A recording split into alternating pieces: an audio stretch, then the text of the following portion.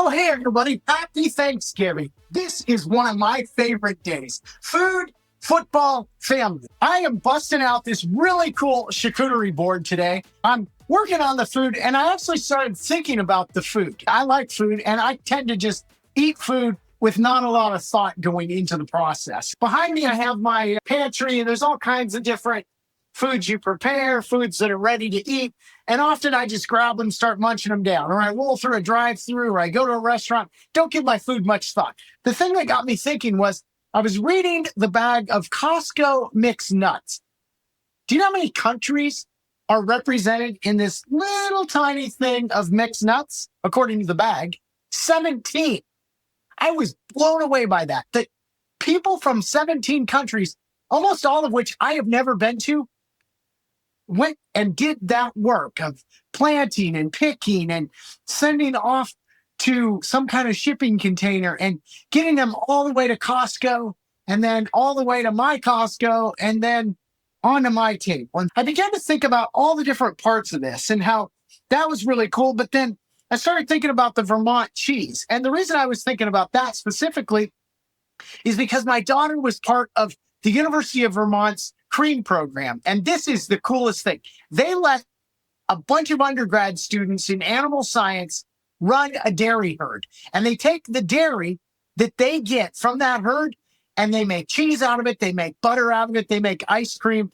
And it is spectacular. When I think of all those kids in cream up at Vermont, about this time of year, it's getting super cold and they're getting up at 3:30 or 4 in the morning to go milk the cows. I'm grateful. But they're not the only ones. They're just a small herd. There are dairy farmers across the world doing that every day so that we can have this chocolate or we can have this cheese or we can have butter or sour cream or all the other dairy products. So thank you to them today. I'm really grateful for them. And you start thinking about these plantain chips, which are really good.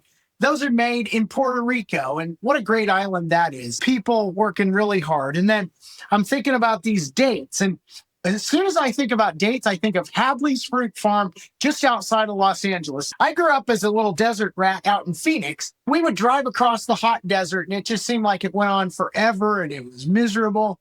The carrot at the end of the drive was a trip to Hadley's Fruit Farm for a date shake, and I can still taste that. That is one of the most spectacular treats known to me. My wife thought it sounded absolutely gross until she tried it. So if you happen to be in Los Angeles, stop at Hadley's Fruit Farm, try a date shake. All these things on here. The olives. Normally, I love olives, but I don't think a lot about olives until this summer. I was in Croatia, and I happened to walk through an olive grove. And the story was that the people were really struggling with poverty. And the priest in their local church said, hey, let's create an olive cooperative where we raise olive groves and we sell those olives to the world. And then with those proceeds, we can live at a sustainable level.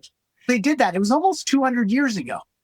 And that olive grove that they planted is still producing olives today. So when I eat one of these olives today, I'm thinking thank you to those Croatian cooperative farmers who are doing that. All this, I also think of the people who get it to market. There are a lot of people who are not out with their family today because they're driving trucks and trains and barges and big old shipping containers, getting our products to market. Particularly, I had a good friend in one of the churches I serve, Bill Hinton, and he worked for Ward Trucking, Altoona, Pennsylvania.